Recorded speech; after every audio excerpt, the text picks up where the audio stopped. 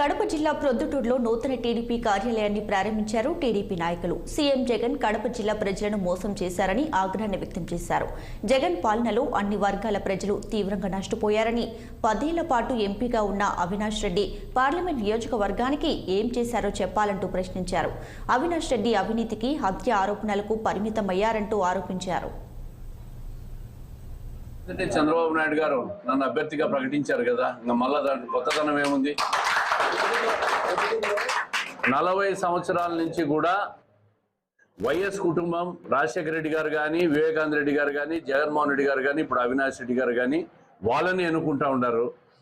వాళ్ళు 40 సంవత్సరాల్లో కేంద్ర ప్రభుత్వం నుంచి ఎంపీలుగా గెలిచి ఈ నియోజకవర్గానికి రాజశేఖర రెడ్డి గారిని తీసేయండి, ఆయన ముఖ్యమంత్రిగా ఉన్నారు, తీసేయండి.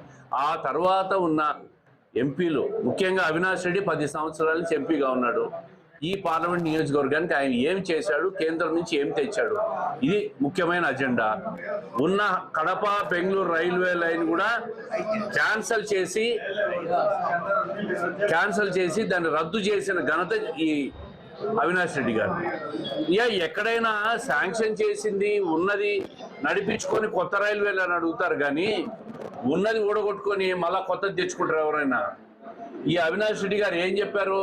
పొద్దుటూరులో పాల కేంద్రం తెరిపిస్తా ఉన్నారు, చెన్నూరు దగ్గర చక్కెర ఫ్యాక్టరీ తెరిపిస్తా అన్నారు, స్టీల్ ఫ్యాక్టరీ కట్టేస్తామని చెప్పినారు. ఎన్నో